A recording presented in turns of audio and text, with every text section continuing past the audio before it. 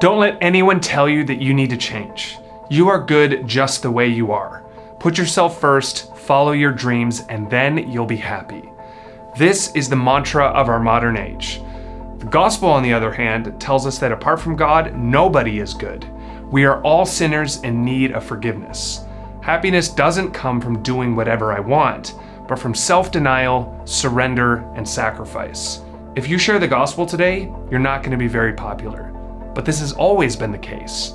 For 2,000 years, the cross has been seen as foolish and offensive. If we talk about it, people will reject us. But sometimes we are rejected for the wrong reasons. Many Christians have added to the gospel in ways that have hurt their witness.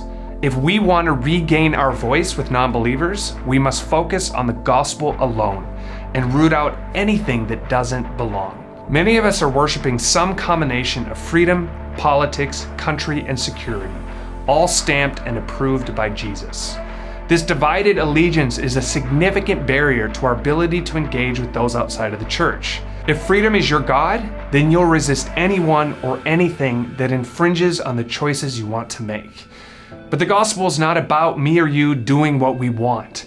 Jesus calls us to lay down our lives for the sake of others.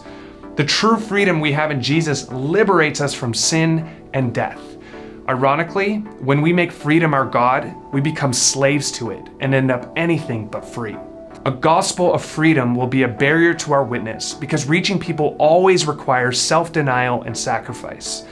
When we idolize our rights and liberties, we lose credibility with those outside of the church. Secular people can see the dissonance between Jesus' sacrifice on the cross and Christians clinging tightly to their freedom. The Apostle Paul recognized this when he said, "For though I am free from all, I have made myself a servant to all, that I might win more of them." When our primary allegiance is to God and His kingdom, like Paul's was, we gladly lay down anything for the sake of others. Others of us have put our hope in government or country.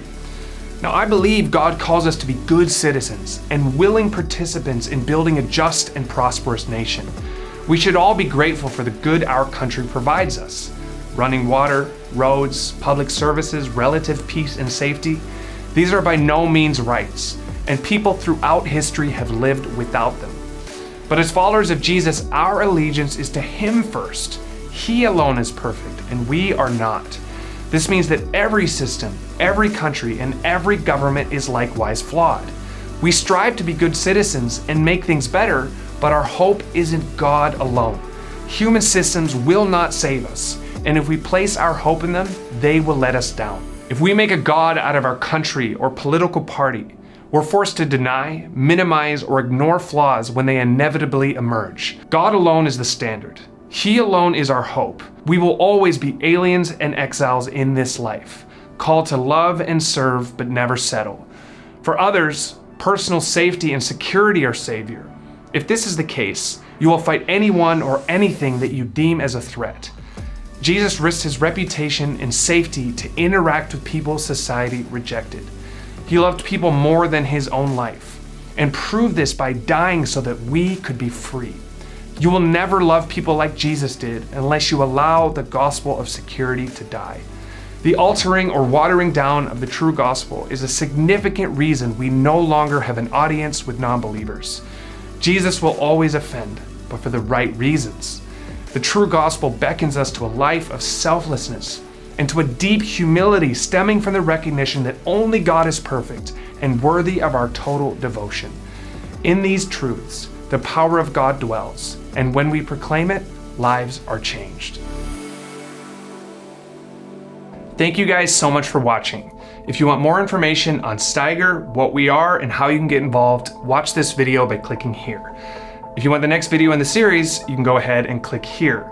And don't forget to subscribe and hit the notification bell. That way you'll know when a new video of ours comes out.